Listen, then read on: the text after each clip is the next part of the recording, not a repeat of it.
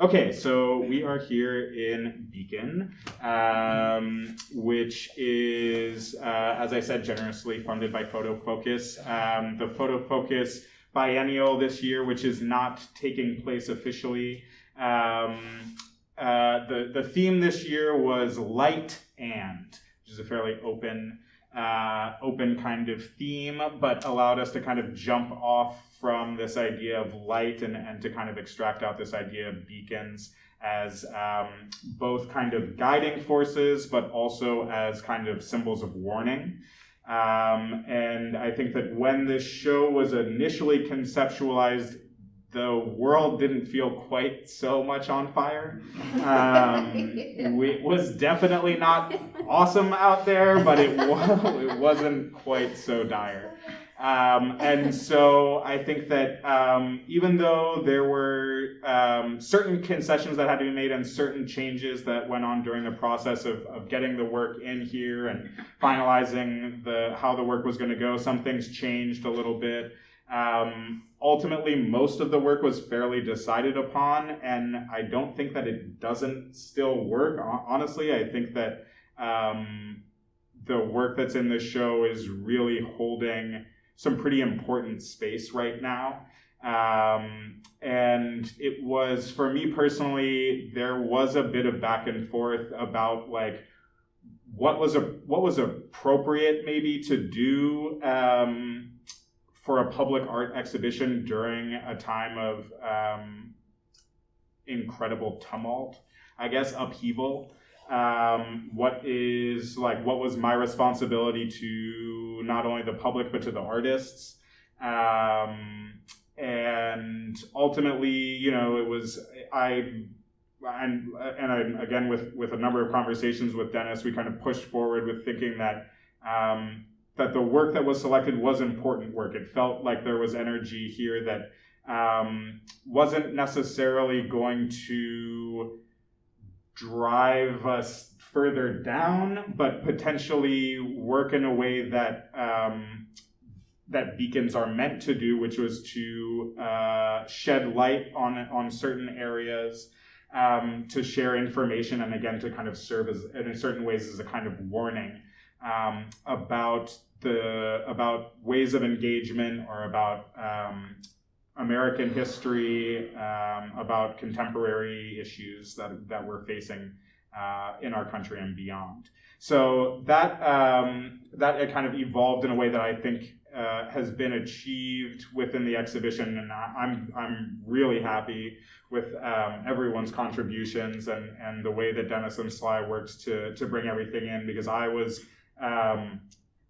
I saw the show for the first time yesterday. So I had done all the work very remotely from the state of Maine. It was a lot of like, I'm in Photoshop and it's like, how will this work? And again, I can just put all the kudos to Dennis and Sly for working out how this all came together in space. And I will say that I did have the benefit of working for the gallery for a number of years, very intimately aware of this space and understand the way that things are spread out, but that's not to say we didn't go through a number of iterations of trying to figure out exactly where things were going to play with each other. And so some of the ideas that I've kind of used in my curatorial approach to this exhibition, but most of my exhibitions, is this idea of using the Gestalt principle, and especially with a group show, wanting what is in here individually to add up to something more than just kind of what it reads as initially. And then again, because we're working with a number of different artists, so even though everything is kind of lens-based, it's coming from a lot of different voices, it's coming with a lot of different output, media-wise, and so wanting to think about how all these things played together. I think Cody's work is fairly vernacular, as well as Nicole's, and so I didn't want to necessarily put them like right next to each other. I wanted to allow the viewer to move through space and to move through the exhibition and to kind of allow it to continue to unfurl in different ways. So considering these vistas and how things play out with each other, working with the space, not against it, which is something that really comes up upstairs in the street level space, which again, I had the benefit of curating a couple of shows up there previously. And we'll look at some installation photos here, and I think it really looks really nice up there. Working with these principles of rhythm, balance, movement, space, contrast, and unity, just as as artists create artwork, curators also need to consider how this goes into exhibition design, so that again, as you, the viewer, are moving through space, you are met with an experience that, like I said, kind of ties in with this final point, a kind of an immersive experience that allows you to follow a thought, a train of thought, or to be impacted and affected by work, again, in this sort of unfurling way. And the exhibition was set up in a way so that by the time you've kind of moved from upstairs and in through this space, then as you're pushed towards the West Gallery in the back, the space was intentionally darkened, one, to allow the artwork back there to be accommodated because it's kind of light-specific work, but also to act in a way that would draw you, the viewer, into the back in a kind of literal sort of beacon kind of turn. So that's the kind of overview of my sort of exhibition design ethos, I guess, in a way of how I was approaching this. So starting upstairs, we had work by Cody Perkins and Justin Hodges. Justin is an artist based in Americus, Georgia. He has his MFA from UC DAP. And we'll kind of start over here with Cody. Cody is an artist that I worked with at the Art Academy. Worked together on helping kind of solidify his senior thesis work. And is someone that I've continued to follow. After we first met each other, as I mentioned, his work, I think, is fairly vernacular in the sense that he's photographing the everyday in a way that I think he then imbues with a lot of romanticism. I think the images are at first, they're just objects or spaces a lot of the time, but I think Cody works to imbue them with a lot of atmosphere. And so the selection of the works here are kind of moving in between this kind of daylight and nighttime, which I think, again, we can go back. Will you go back? Yes, nice. Carries with it this kind of, I don't know, further romanticism that he's looking at space in kind of two different viewpoints, but with a singular kind of vision. I don't know if you want to talk a little bit about kind of the work that was included here and your approach to image making. Yeah, absolutely. I feel like initially, during my time at the Art Academy, when I sort of started this work, it really started like sort of subconsciously. I just started making the work just continuously. And then I sort of realized, where I was at in this sort of geographic area and my sort of way of picking up on these sort of artifacts of this like sort of changing socio-economic climate in that like sort of area and like sort of where I was.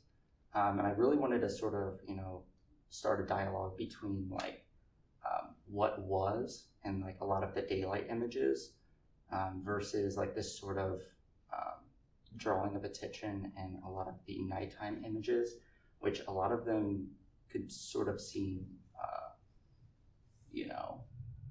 I would say malevolent almost, like sort of drawing your attention. Sinister almost. Yeah, a little bit like sort of in a sinister way, but sort of documenting these very overseen sort of, as you would say, beacons, because a lot of them are sort of drawing for attention, but it may not be so like, it's more in a subconscious way. Whether it be like the balloons in this sort of way of like trying to draw your attention, but in many ways it's, you're sort of overlooking it, versus like the radio tower or the cell phone tower, which is consistently drawing our attention with a device in our pocket, but something that we actually never pay attention to. So yeah, I think that would be like a brief summary of that. Yeah. And I think, for me, again, I guess I'll say that one of the things that has allowed me to continue to follow your work is really a lot of your presence on Instagram and the way that it kind of like has curated into something where I could be like, oh, like I want this one, I want this one, I want this one. And as a curator, I guess I would say if you're out there and you're making art, like keep that Instagram game going, because that's where I'm like finding stuff. And it really worked with Nicole as well. I knew her from, I met her at a conference and I was like, oh, like, you're really cool. Oh, you're from the East Coast too. Like, let's talk. And then when we got down to being like, oh, I want to use some of your works in this exhibition, like, I want this one. She's like, oh, like, these are just things I'm shooting on my Instagram. Like, these aren't even like things that I'm doing in the studio. And I was like, well, that's what I want. She's like, well, we'll make it happen. But I think like, to me, that when I was looking for that kind of, or I guess I'll say, the show here, I think, contains work that is accessible at multiple points. And I think the accessibility of Cody's work, much like Nicole's work, is that it is dealing with this very quotidian, everyday kind of material that you don't need an advanced degree to recognize that like these things are out in the world and I have a personal kind of relationship with them in a way. And it becomes, in a sense, a kind of exercise in phenomenology about paying attention and kind of reawakening what's kind of going on around us, and then from there you can choose how much further you want to investigate your relationships with those things or what they're meant to do in space. But I think that's one of the things that was really drawing me to your work again, is that it is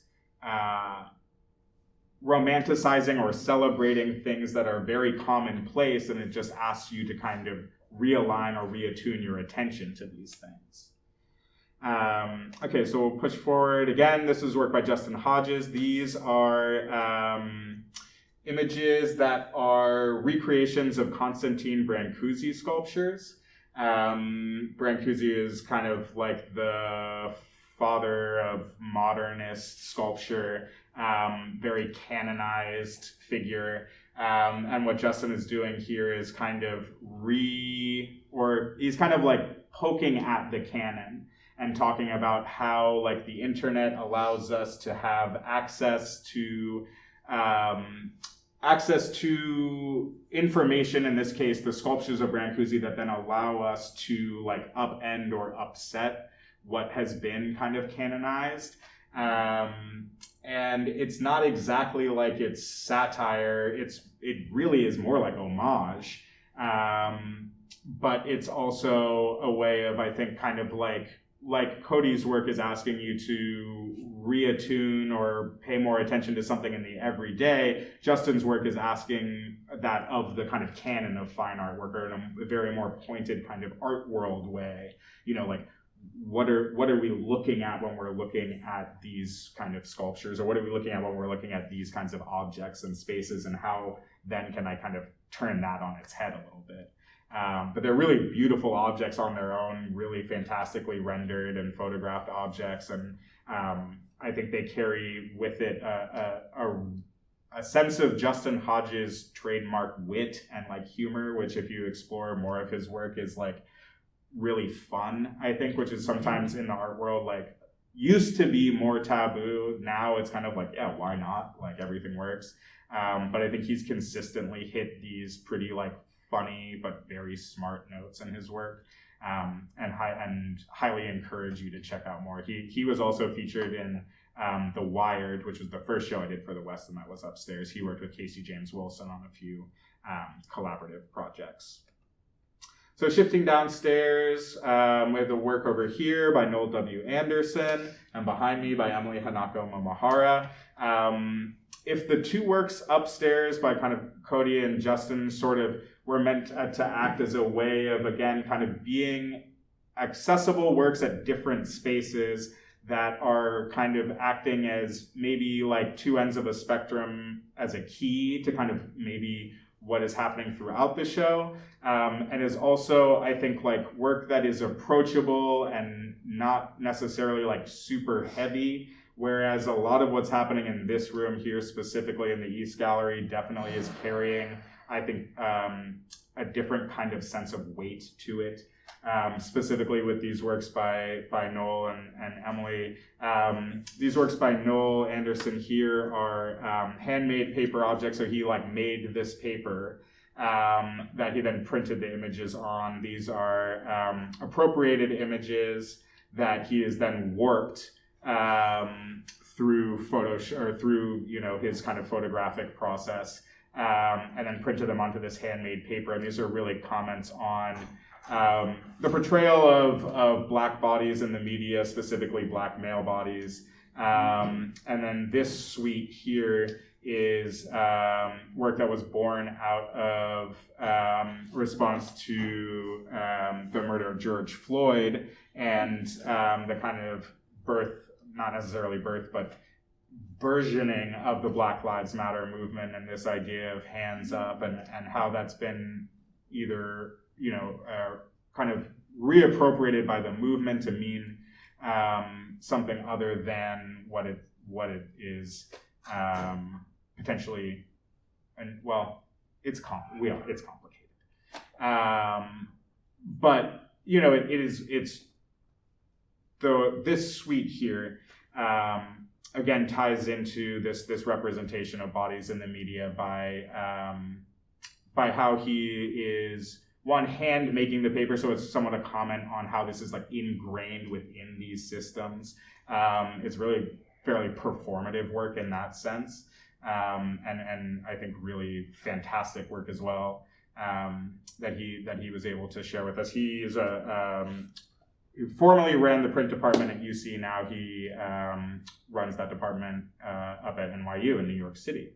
And then the work behind me by Emily Hanako Momahara, who's a locally based artist that she teaches at the Art Academy. These are rephotographs of photographs that she had shot at sites of former concentration camps for Japanese Americans and Japanese immigrants during World War II.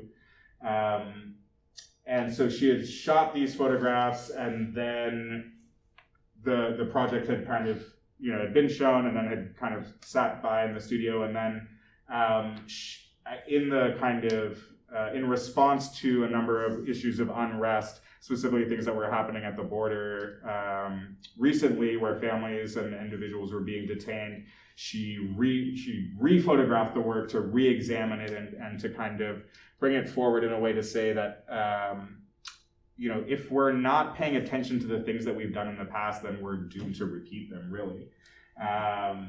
And so this functions again as that kind of warning about, this is ground that we have gone over before. Like, we should not be recreating or retreading the same mistakes that we've made in the past. Incredibly affective work, beautifully photographed spaces and objects. And really, at this point, we've kind of shifted into having this kind of monochromatic and then black and white space here. That then visually we start to really break up and moving over to Nicole's work and then back into Jared Thorne's work, which is much more saturated.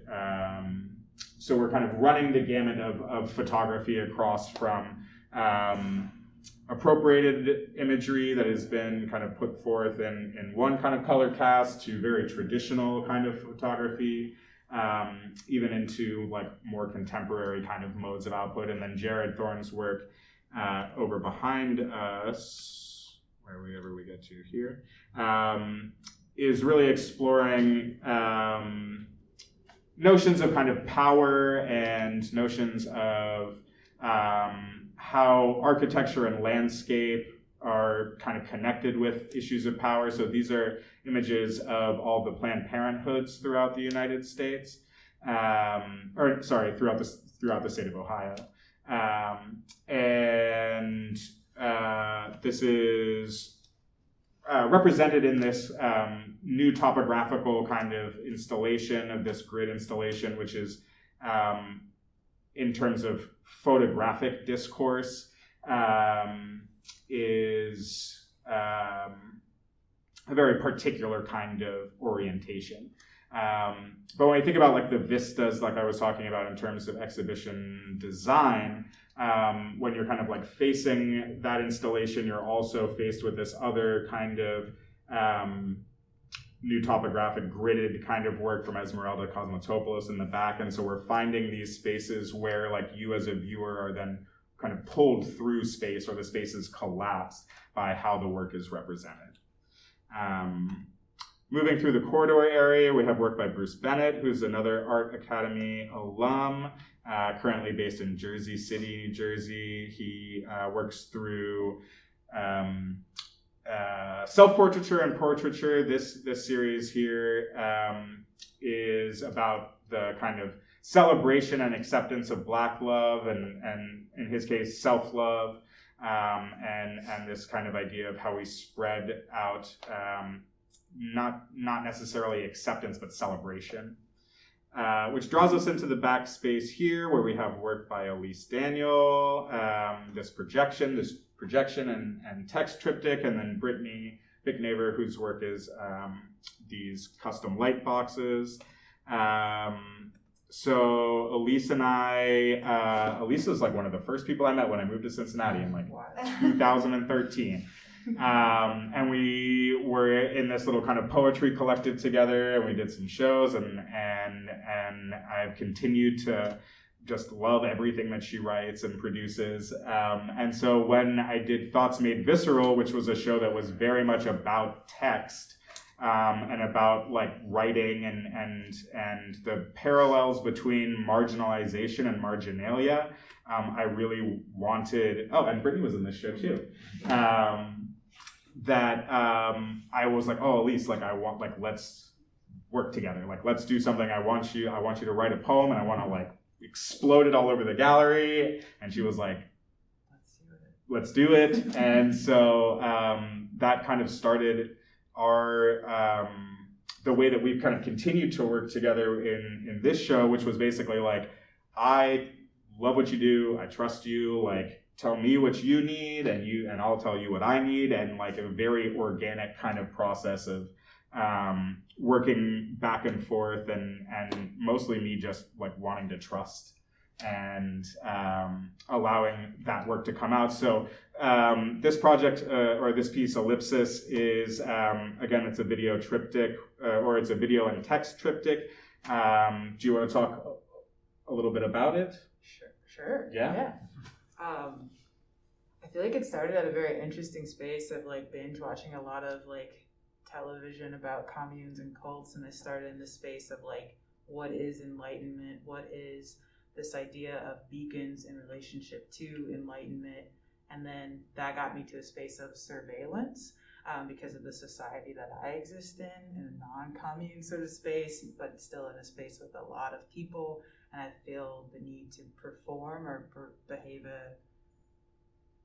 a certain, I feel very curated around most everyone, and like just in my nature of existence.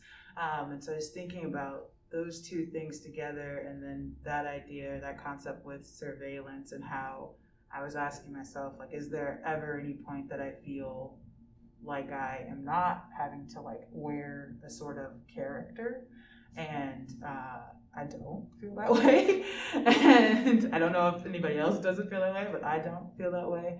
And I was kind of playing with that concept and weaving a lot of different things together of, and then I found the question of like, you know, how does a body move when it isn't being watched, when it isn't experiencing any eyes, but I don't feel like that is ever a possibility. So kind of stemming from that, and I was just kind of playing around in the courtyard behind my studio space, and just making these quick little videos of me walking through it, and was just kind of weaving that together. And I think it kind of came out in the shapes that it came out because of the idea of waiting in between, asking a question and like wanting an answer but not feeling like one exists, or like a satisfactory one exists. And I love how the title Ellipsis is that like you're waiting, and then you get the visual representation of these like three dots in space of being like dot, dot, dot. which is like a nice like little. You're like, oh, ooh, I just got it. But I think this is like, you know, when I had talked with Elise, I was like, I want something, you know, like there is work in here that is, you know, I think like this work is deeply personal to Emily Momahara, and like it is very affective work, but it's not necessarily intimate for everyone. And when I was talking with Elise, I was like, I want something from you that feels more intimate or more immediate than universal. And again, trying to kind of balance out the work in the show. And I think that, you know, what you produced was a very like personal kind of reflection born out of, you know, thinking about larger things. And then, you know, how did you, you know, you were like, how am I impacted by this? Or, you know, what is this do to me personally? And I think with that, then we as viewers are given, again, that kind of more intimate approach, and which I think is also very much kind of reflected in Britni's work, which is a series, and this is just a part of the larger series called Cinema of Memory. And these are images that are pulled from your familial archive. Yes. That she's then created custom soundscapes to kind of create this very cinematic experience, these very evocative sort of soundscapes that transport us kind of in space and time into this photographic world. Do you want to talk a little bit? Yeah, more? sure. Can I first add, it's so weird when I was getting ready to do this artist talk to talk about work I made last year because I feel like the whole context of my whole and entire world has changed. That this work, even though I made it a year ago, it feels so foreign to me now.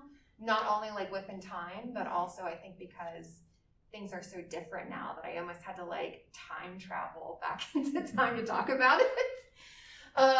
Yeah, but this work is kind of born out of my previous history as being a sculptor and having this kind of love for artifacts, and especially this love of artifacts that have a connection to a previous time that I did not get to be a part of.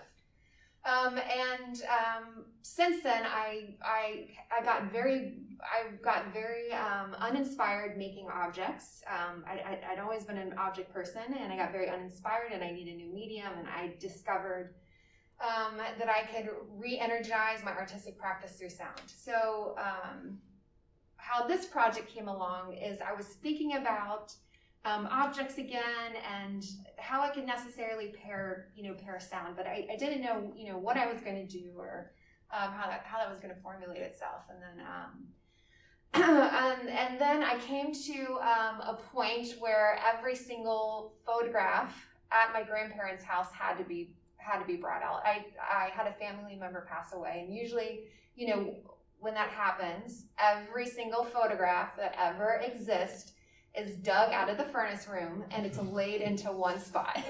And not only are you confronted with 150 years of your family history, but you are confronted with just little bits and pieces of stories that you don't know about, and all of these people who came before you. So during that, weird kind of like a surreal process of going through, it must have been like 200 images, literally from like 1860 until the advent of the digital, age. So like 2003. So, as we have this span.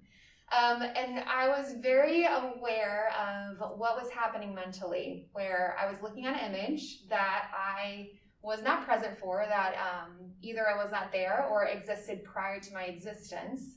And I was very curious at what was happening to me cognitively. I was seeing it like in a romantic light. I was filling in details in a fictional way. And I was just kind of like observing my own cognitive, kind of reasoning with these images. And I noticed that like, oh my God, I have this cinema that is in my mind because I want to see these images in a certain way. You know what I mean? I think we all want to see our family past, especially like when we do our genealogy, we're always very interested in the characters that have these grand stories around them. You know what I mean? we want to, I think for our own egos and for a sense of self, and to feel like we are safe, I think that we create these kind of mythologies of our past, families, to create this narratives of who we are. So then I was like, man,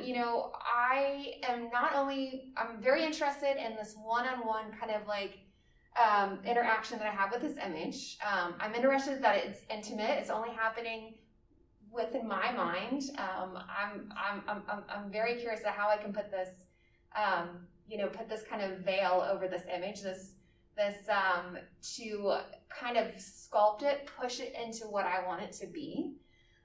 So I decided to make cinematic soundtracks. I tried to make these very boring still images that live in a basement, and I tried to turn them into as much as dreamy cinema as possible. So I created this,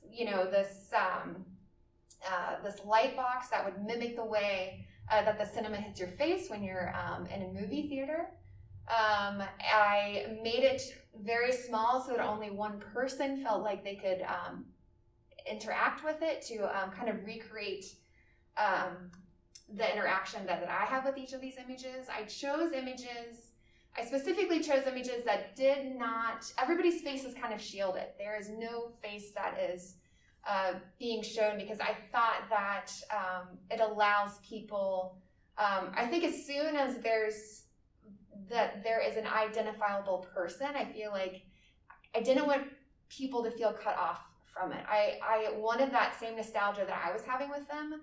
I at least wanted people to get a chance to do that too, which is also why I chose images of volleyball games, restaurants, lying in the backyard, things that most of us have experienced within American culture. And I wanted these, they're also on a loop, so it's in a never-ending loop. They're very short, kind of like vignettes, and I wrote music that was very dreamy for it, and I chose headphones to reinforce that one-on-one experience. Yeah. So, and to me, I love the experience of these works. I experienced them when Britni showed them originally and was like, oh man, like, more, like, I want to see more of this. And in this sense, in Beacon, beacons is really this kind of relay of information that kind of spans across time and space. And so this, like, even though this series is very much about like memory, and is about how we kind of like, how we maybe falsify kind of history in our minds, Yes. It's still very much a relay of information. And when you look at it like this, in this installation view, you're like, that's literally what we're doing, is like moving through time through these images. And you're picking out information. And so in a way, like I was kind of talking about with Cody's work, and really with a lot of the work in here, is about kind of how you as the viewer choose to then reattune or react to what you're presented with within the exhibition. And as we kind of moved through with Britni's work, and again, as we're kind of talking about vistas, or about how work kind of talks across space, that kind of leads us into Esmeralda's work, which again has similar kind of elements, in the sense that, we're dealing with these kind of lit up boxes, lit photographs. This is work from a project called It's Always Somewhere Somewhere. It is always summer somewhere. And these were shot from the island of Lesbos in Greece, while she was there during the summer month of July. The installation of the images functions as a calendar for that summer month. So each photograph was taken from the beach where refugees were coming into the European Union, and Lesbos became basically like the entry point for immigrants coming from the Middle East, and not only immigrants but refugees. And so she was shooting from these beaches, a photograph every day. So it creates this kind of calendar, and then the video works are they document the ferry crossing between Turkey, mainland Turkey, and the island of Lesbos, which is in Greece. And so while she's talking about this kind of contemporary issue of refugees and of immigration, she's also alluding to a historical case of the population exchange between Greece and Turkey, which happened in the 1920s, where basically all of the ethnic Greeks who were living in Turkey were forced out and were forced to go back to Greece. And at the same time, basically all of the ethnic Turks who were living in Lesbos and the surrounding areas went back to Turkey because there was this huge kind of divide between the Islamic world and the Christian world, which was in kind of codified within the Greek and Turkish populations. And so she's very much weaving in these two histories, as well as the kind of internal politics of the island, which deal with it being a tourist kind of destination, while at the same time it holds this history, while at the same time it's also carrying forth this contemporary space as being a kind of refuge in a way. And so in the images, she's removed all of the signs of basically like the holiday, folks who are there on holiday bathing or enjoying water sports and whatnot, and kind of allowing that missing information to kind of act as a specter or a haunting kind of force within there. So even though we're given these very bucolic, beautiful summer scenes, we're also kind of asked to question like what is missing or what else could be present here.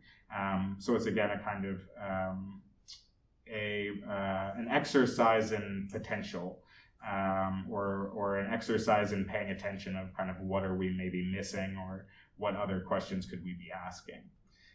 So that is the kind of overall run through of kind of what we're looking at in space here. Is there anything that y'all would like to address before we kind of open things up? Feeling good? Excellent. Well then, yeah, I think we are like happy to hang out and talk and answer any questions that you have a bit of a conversation, and whatever feels good and whatever happens, happens. So if there's anything that you would like to talk about, let's do it.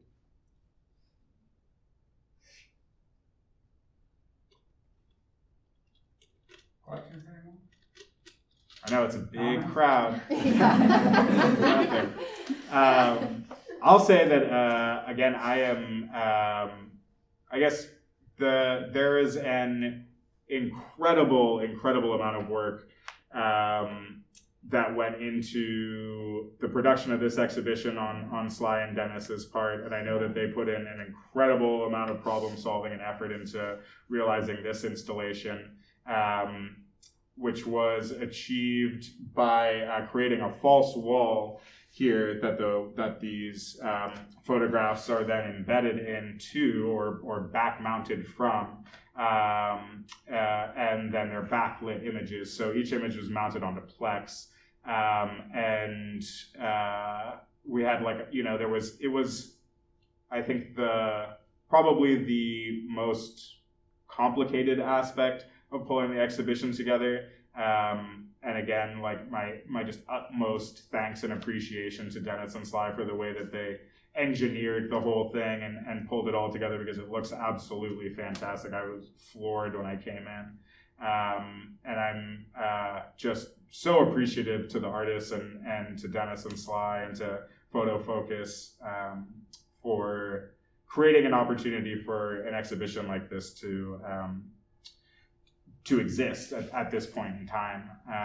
And I think that, again, the gallery has done a fantastic job of being able to accommodate the current situation that we're in, to allow folks to continue to come into the gallery into a safe space, and to continue to engage with artwork and these kind of larger ideas that hopefully are communicated through the exhibition.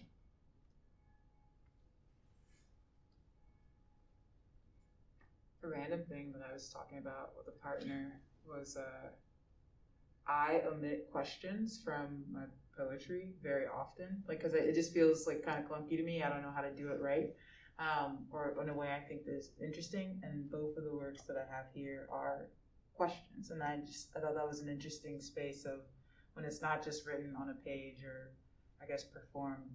I am feeling more comfortable asking questions and letting the questions live as the work, instead of finding a way to like define or answer the question in the work. Just a random thing that I noticed the other day. And I think that generally, I think work that I tend to be attracted to, and work that I think is really at play in a lot of the work in this show, is that it doesn't necessarily take a stand as much as it asks a question or provides an opportunity for you, the viewer, to then reflect on what you're taking out of the work. And I think especially during, I think, we are in complicated times, and as much as like I have my own perspective and viewpoints, like this is not my exhibition, like this is our exhibition.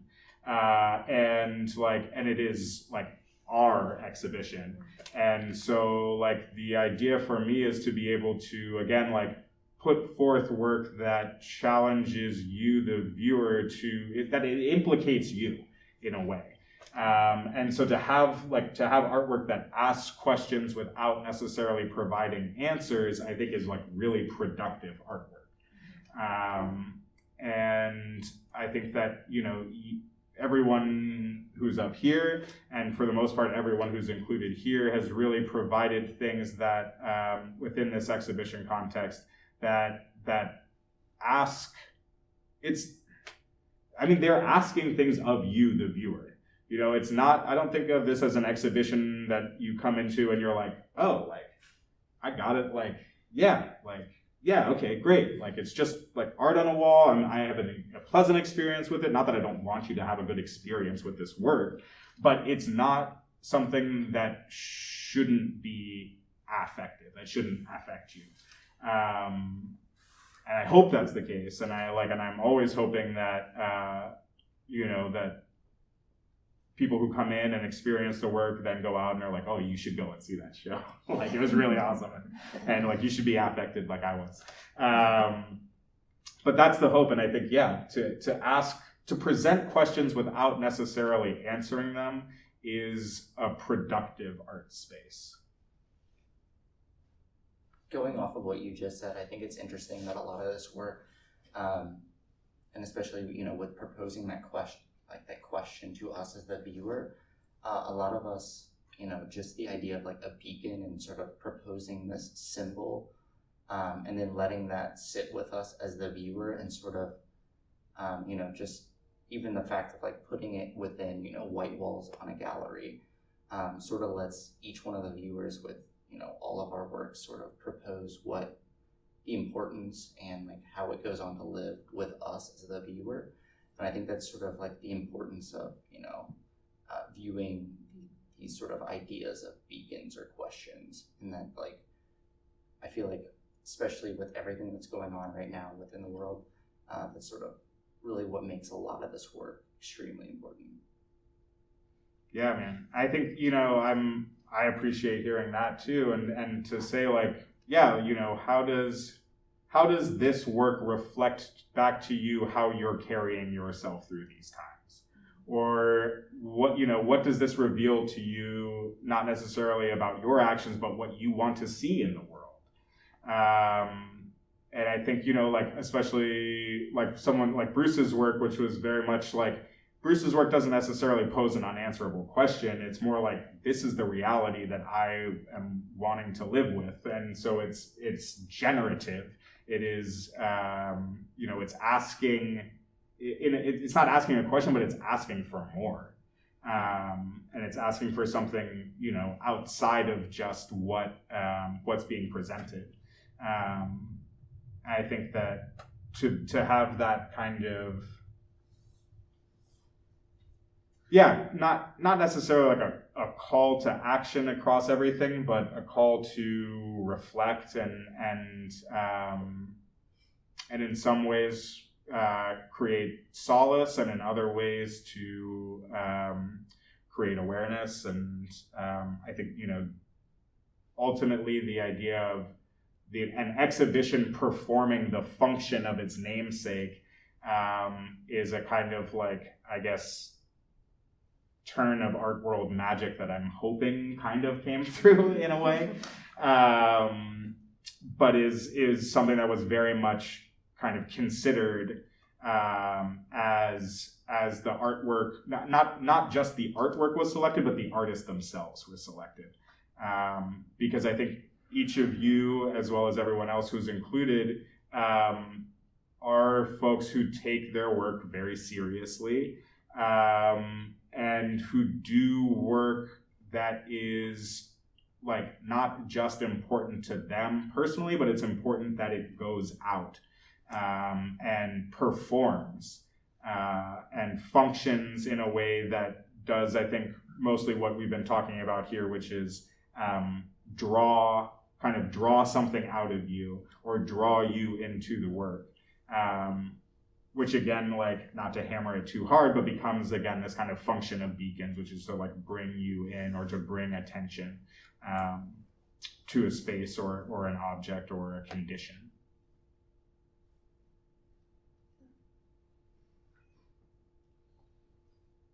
So if you don't have any other questions, I'll be hanging around for a little while. If you want to look at the work, I encourage you to look at the work more. And if you have questions that you want to ask that aren't necessarily recorded, then you're happy, we're happy to take all comers. So thank you all very much. Thank you, Miles.